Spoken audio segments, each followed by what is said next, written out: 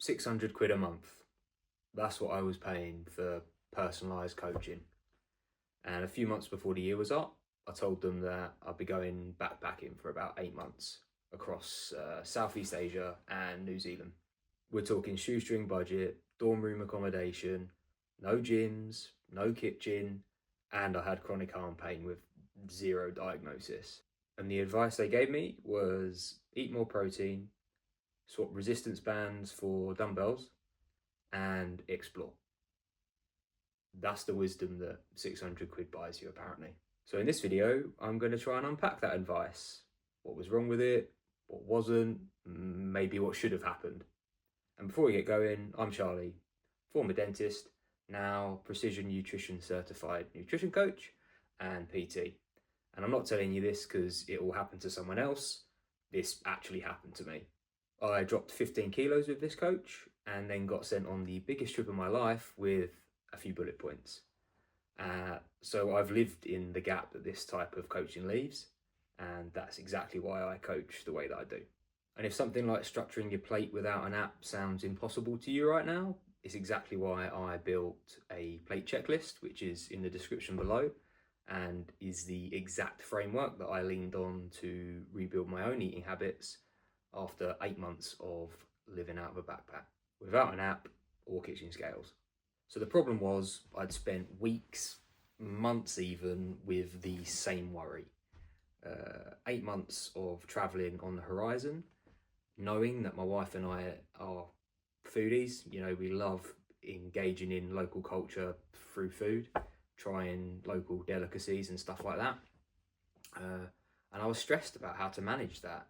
I had some health issues going on, chronic arm pain and some hormone issues, that both of which weren't diagnosed.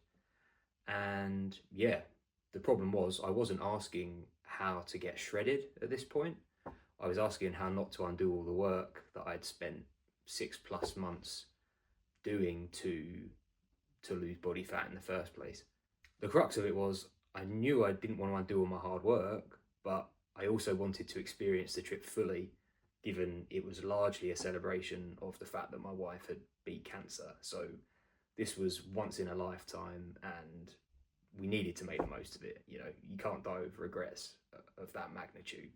And the advice they gave me was to swap weights for resistance bands, water bottles, my backpack, prioritize whole foods 95% of the time with 2 palmfuls of protein at every meal, and limit treats to twice per week, and walk everywhere. And it's not that any of that advice was inherently bad. Most of it's correct, but it just ignored the context.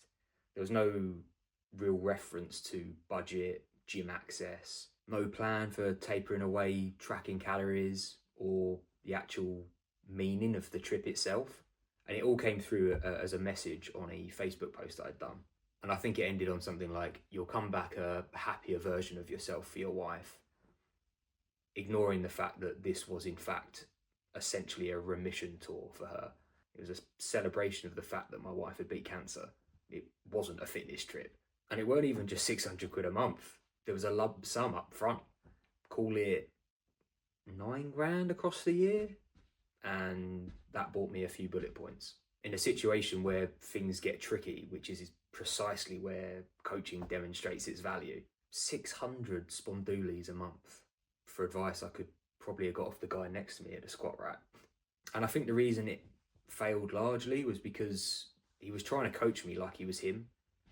As I say, it totally ignored context. You know, he was Dubai based, living that jet setter life, going places for 2 weeks at a time, plenty of funds for gym access, that type of thing.